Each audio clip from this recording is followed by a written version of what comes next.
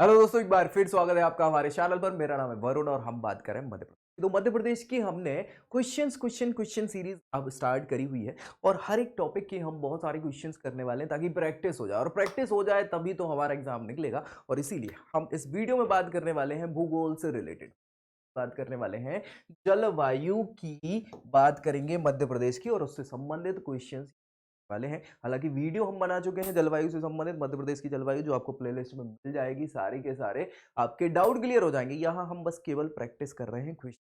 ठीक है, तो चलिए स्टार्ट करेंगे। उससे पहले क्या करना है, दोस्तों में शेयर जरूर कर दीजिएगा और चैनल सब्सक्राइब करना बिल्कुल नहीं भूलना। क्यों भैया? क्योंकि यही तैयारी होने वाली है पूरी मध्य प्रदेश की आपकी। चलिए तेजी से स्टार्ट करते हैं इसको। सबसे पहला क्वेश्चन यहाँ पे क्या है, मालवा पठार। क्या भैया? मालवा पठार पर किस प्रकार की जलवायु पाई जाती है? और ये सबसे ज्यादा आया हुआ क्वेश्चन है जलवायु से रिलेटेड। एमपीपीएससी 2013 में भी पूछा जा चुका क्वेश्चन है। कौन सी है ये जलवायु? मालवा की जलवायु बहुत इंपॉर्टेंट है ना। हमने डिस्कस किया था, लास्ट वीडियो में भी डिस्कस किया था जब हम भूगोल से संबंधित क्वेश्चन पेपर कर रहे थे, है ना। चलिए, मानसूनी जलवायु, शुष्क महाद्वीपीय, सम जलवायु, उपरोक्त में से कोई नहीं। कौन सी जलवायु मालवा की? आंसर आपको पता है कि शुष्क महाद्वीपीय जलवायु है मालवा पठार की। याद रखिएगा, बहुत इंपॉर्टेंट है, याद रखना है। ठीक है, चलिए नेक्स्ट क्या हम बात करेंगे, प्रदेश में सर्वाधिक, प्रदेश में यानी मध्य प्रदेश में सबसे ज्यादा दैनिक तापांतर किस महीने में पाया जाता है, मापा जाता है, ये कह रहा जा रहा है। ठीक है, सो दैनिक तापांतर का मतलब क्या होता है कि जब आपका सुबह से शाम तक का जो तापमान है उसमें अंतर कितना है, उसको तापांतर बोलते हैं, दैनिक तापांतर, है ना। तो प्रदेश में सबसे ज्यादा किस महीने में ये होता है? मार्च, अप्रैल, मई या जून। और हमने डिस्कस किया था जलवायु वाले वीडियो में, देख लीजिएगा, आंसर आपको पता चल जाएगा। क्या है भैया?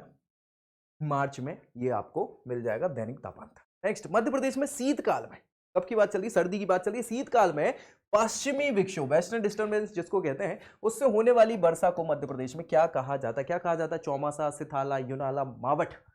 और आंसर, कई बार ये क्वेश्चन पूछा जा चुका है इसलिए भूलना नहीं। आंसर क्या है हमारा? मावठ इसको कहते हैं, मावठा भी कई बार बोल देते हैं। ठीक है, ये कई बार क्वेश्चन पूछा जा चुका, मध्य प्रदेश पीएससी में भी पूछा जा चुका और मध्य प्रदेश के बहुत सारे एग्जाम्स में भी आ चुका है। तो मावठ याद रखिएगा। जब सर्दियों में क्या होती है, बारिश होती है, तो उसको क्या कहते हैं? मावठ कह देता है।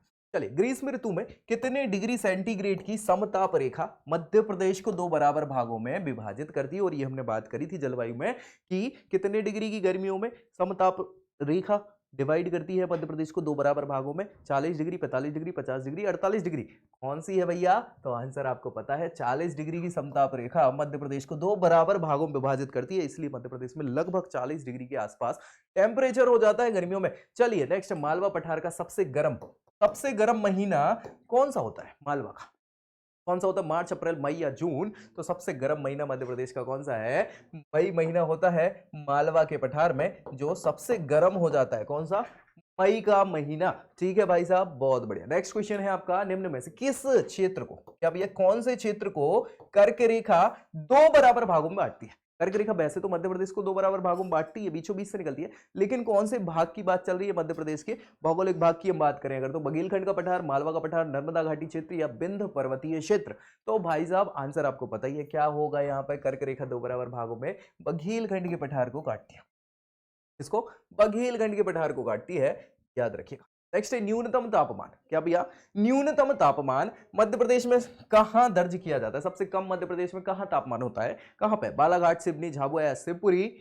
हाँ, और आंसर आपको पता है क्या है भाई साहब? आंसर हमारा हमने डिस्कस किया था, बहुत अच्छे से डिस्कस किया था। ये आंसर हो जाएगा आपका शिवपुरी। तो शिवपुरी में सबसे कम टेम्परेचर होता है मध्य प्रदेश में, ये याद रखिएगा। सीधा सीधा आंसर आपका ये है, क्वेश्चन पूछा जाता है। ठीक है, कोई दिक्कत परेशानी? वैसे तो मध्य प्रदेश में ये इलाके हैं जो उत्तरी इलाके, यहाँ पर थोड़ी सी सर्दी ज्यादा पड़ जाती है, दक्षिण में कमी होती है। ठीक है, चलिए, मध्य प्रदेश की एकमात्र ऋतु वेधशाला, ये क्वेश्चन कई बार पूछा जा चुका है इसलिए इसको याद रखना है। मध्य प्रदेश की ऋतु वेधशाला कहाँ स्थित है? इंदौर, मुरैना, ग्वालियर और भोपाल? तो आंसर हमें पता है कहां है भैया, इंदौर में मध्य प्रदेश की एकमात्र ऋतु वेधशाला स्थित है, याद रखिएगा। ठीक है, ऋतु वेधशाला आधुनिक तौर पर अब उज्जैन में भी एक बनाई जा रही है, याद रखिएगा। ठीक है, निम्न में से कहां पर जो वर्षा है बंगाल की खाड़ी और अरब सागर दोनों शाखाओं से होती है मानसून में बारिश? मध्य प्रदेश में किस जगह पे दोनों शाखाओं से होती है? नर्मदा घाटी क्षेत्र, विंध्य पर्वतीय क्षेत्र, मालवा का पठार या उत्तर भारत का मैदानी क्षेत्र या उत्तरी उत्तर मध्य भारत वाला जो क्षेत्र तो मैदानी क्षेत्र कहाँ होती है, तो विंध्य पर्वतीय क्षेत्र पे दोनों शाखाओं से क्या है, बारिश होती है मानसून में, चाहे वो अरब सागर की शाखा हो, अरब सागर की शाखा ऐसी आती है, बंगाल की खाड़ी की शाखा ऐसी आती है, दोनों की ये विंध्य पर्वत श्रेणी है, तो यहाँ पर क्या हो जाता है, दोनों शाखाओं से बारिश होती है मध्य प्रदेश में। मध्य प्रदेश में सबसे ज्यादा वर्षा कहां पर होती है ये बताना है, और ये हम डिस्कस कर चुके हैं कहीं ना कहीं, तो बालाघाट, पचमढ़ी, सी, शहडोल, और आंसर आपको पता है, जी हाँ, सबसे ज्यादा मध्य प्रदेश का चेरापूंजी कहा जाता है पचमढ़ी को, याद रखिएगा क्या भैया, पचमढ़ी में सबसे ज्यादा बारिश होती है मध्य प्रदेश, है ना। ये क्वेश्चन कई बार पूछा जा चुका है, इसलिए इसको भूलना नहीं है। नेक्स्ट है मध्य प्रदेश में न्यूनतम वर्षा यानी सबसे कम वर्षा कहां होती है, भिंड, गोहद, मुरैना, ग्वालियर या शिवपुरी। और हमने डिस्कस किया था, जी हाँ, जलवायु में, कि सबसे कम वर्षा मध्य प्रदेश की कहां होती है, भिंड जिले की गोहद तहसील में होती है, सबसे कम वर्षा होती है, ये याद रखिएगा, ठीक है। सबसे ज्यादा पचमढ़ी, सबसे कम। नेक्स्ट, मध्य प्रदेश में सबसे ज्यादा तापमान कहां अंकित किया जाता है, गर्मी सबसे ज्यादा कहां होती है, ग्वालियर, विदिशा, गुना, बालाघाट। और ये भी हमने डिस्कस किया था, जी हाँ, आंसर आपको पता है, गंजबासौदा तहसील है जो विदिशा जिले के अंतर्गत आती है, और यहां मध्य प्रदेश में सबसे ज्यादा तापमान अंकित किया जाता है, याद रखिए। नेक्स्ट क्वेश्चन है, मध्य प्रदेश की जलवायु कौन सी जलवायु कही जाती है, ये पूछा जाता क्वेश्चन है, उष्णकटिबंधीय मानसूनी जलवायु, उष्णकटिबंधीय, उपाद्र, शीतोष्ण। हाँ, हमने बात करी थी, जी हाँ, आंसर क्या है, मध्य प्रदेश की जलवायु उष्णकटिबंधीय मानसूनी जलवायु कहलाती, कौन सी, उष्णकटिबंधीय मानसूनी जलवायु मध्य प्रदेश की जलवायु कहलाती है। और ये क्वेश्चन कई बार पूछा जा चुका है, सो इसको भूलना नहीं है, उष्णकटिबंधीय मानसूनी जलवायु मध्य प्रदेश की जलवायु है। चलिए नेक्स्ट क्वेश्चन है, मध्य प्रदेश में ग्रीष्म ऋतु का समय कब होता है, यानी कि मध्य प्रदेश में कब गर्मियां पड़ती हैं, गर्मी कब होती है, मार्च से जून, जुलाई से अक्टूबर, नवंबर से फरवरी, इनमें से कोई नहीं। और आप बहुत अच्छे से जानते हैं, जी हाँ, आंसर आपको पता है, मार्च से जून, ये मध्य प्रदेश में ही नहीं पूरे भारत भर में लगभग यही समय है गर्मियों का, ठीक है, याद रखिएगा, ग्रीष्म ऋतु का यही समय है लगभग सभी का मध्य प्रदेश में, पूरे भारत में। मध्य प्रदेश की जलवायु को उष्णकटिबंधीय स्वरूप प्रदान करने में कौन सा कारक प्रमुख भूमिका निभाता है या प्रमुख रूप से उत्तरदायी है, उष्णकटिबंधीय जलवायु होने के पीछे क्या कारण है, तो कर्क रेखा है, मकर रेखा, दक्षिण पश्चिम की ओर से आने वाला मानसून है, या ये सभी इसके कारक हैं। और आंसर हमें पता है, मेरे ख्याल से पता है कि नहीं, हमने डिस्कस किया था, जी हाँ, आंसर है हमारा कर्क रेखा। चूंकि कर्क रेखा जो है मध्य प्रदेश को बीचों बीच से काटती है ना, 14 जिलों से होकर निकलती है और भारत के बीचों बीच से गुजरती है, तो भैया इसके ऊपर या इसके आसपास वाला क्षेत्र उष्ण कटिबंधीय होता है, गर्मी बराबर पड़ती है, सूर्य की रोशनी वर्ष भर साल भर सीधी पड़ती है, तो गर्म होता है ये लगा, है ना, तो उष्ण कटिबंधीय क्षेत्र के अंतर्गत इसीलिए ये आ जाता है। डन। चलिए नेक्स्ट हम बात करेंगे निम्नलिखित में से कौन सा कथन जो है सत्य है इनमें से, तो ए है, मध्य प्रदेश में वर्षा ऋतु जुलाई से लेके अक्टूबर तक रहती है, क्या ये सही है। मध्य प्रदेश में शीत ऋतु अक्टूबर से लेके फरवरी तक रहती है, क्या ये सही है। नेक्स्ट है, ग्रीष्म ऋतु मध्य प्रदेश में मार्च से जून तक रहती है, क्या ये सही है।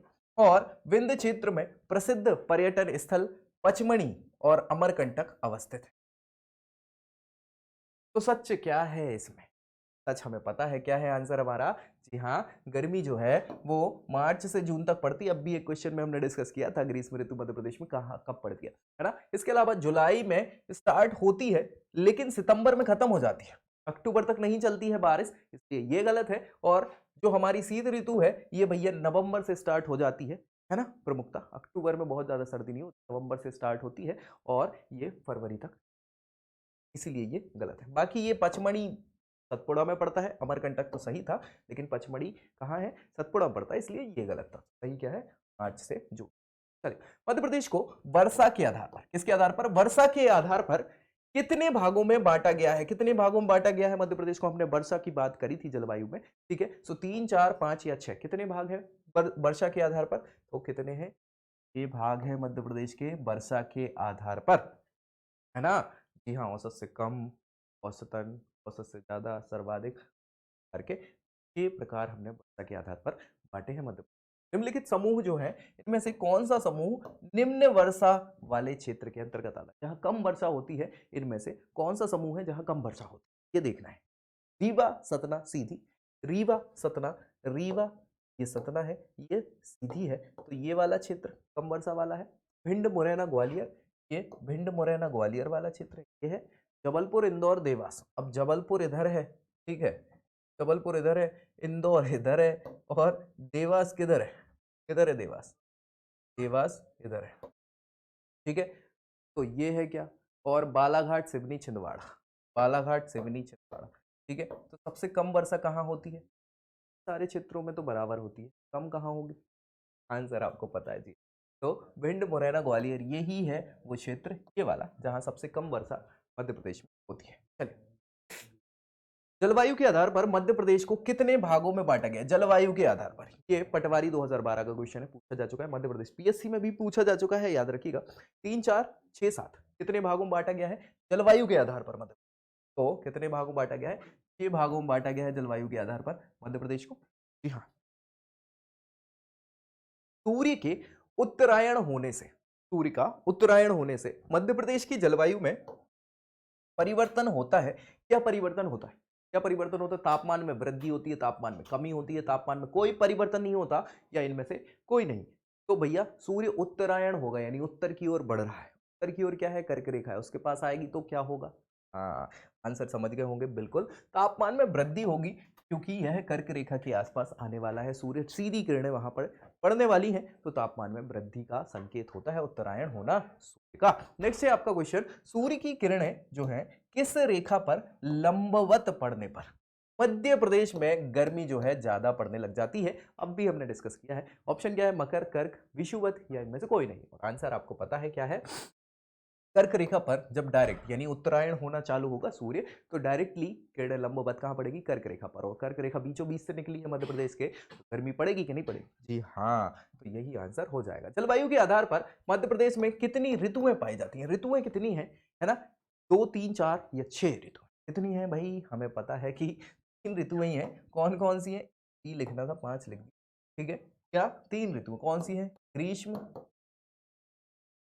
शीत और वर्षा ऋतु, ठीक है। ये 3 प्रमुख ऋतुएं मध्य प्रदेश में पाई जाती हैं जलवायु के आधार पर, और भारत भर में ये जलवायु के आधार पर 3 ही पाई जाती हैं, ठीक है। छुटपुट बसंत और शरद आती है, तो कम रेंज के लिए। चलिए, मध्य प्रदेश का सर्वाधिक वर्षा वाला स्थान किस पठार पर स्थित है? सर्वाधिक वर्षा वाला, तो हमें पहले तो पता हो सर्वाधिक वर्षा कहाँ होती है। हाँ, अभी हमने डिस्कस किया था क्वेश्चन। चलिए, मालवा का पठार, नर्मदा सोन घाटी, विंध्य पर्वतीय क्षेत्र, या इनमें से कोई नहीं। आंसर आपको पता है क्या है, आंसर आपका यहाँ पे विंध्य पर्वतीय क्षेत्र में सबसे ज्यादा वर्षा वाला स्थान पाया जाता है। विंध्य के आसपास वाला है बेसिकली, है ना, ये सबसे ज्यादा अमरकंटक यहाँ पर बोल रहे हैं। चलिए, निम्नलिखित में से किस क्षेत्र में ग्रीष्म ऋतु में अत्यधिक गर्मी और सर्दी, सर्दी में साधारण ठंड पड़ती, कौन सी जगह पे पड़ती है? उत्तर के मैदान में, विंध्याचल पहाड़ी भाग में, नर्मदा की घाटी में, मालवा के पठार। आंसर आपको पता है क्या है, नर्मदा घाटी में क्या होता है भाई साहब, ग्रीष्म ऋतु में गर्मी ज्यादा पड़ती है, लेकिन सर्दी ऋतु में, शीत ऋतु में सर्दी कम पड़ती है। ये नर्मदा घाटी का। मध्य प्रदेश में सर्वाधिक वर्षा वाले जिलों की अगर बात करें तो इनको पहचानना है युग्म को, तो 2 है, भिंड मुरैना, मंडला बालाघाट, रतलाम मंदसौर, या ये सभी। और आंसर आपको पता है क्या है, आंसर सबसे ज्यादा वर्षा यहाँ पे बालाघाट और मंडला वाले जिलों में होती है मध्य प्रदेश में। नेक्स्ट, निम्नलिखित में से किस महीने की बात चल रही है, माह के समूह को मध्य प्रदेश में द्वितीय ग्रीष्म ऋतु कहा जाता है? दूसरी गर्मी कब आ जाती है, कौन से माह में पड़ती है? जून जुलाई में, जुलाई अगस्त में, अगस्त सितंबर में, सितंबर अक्टूबर?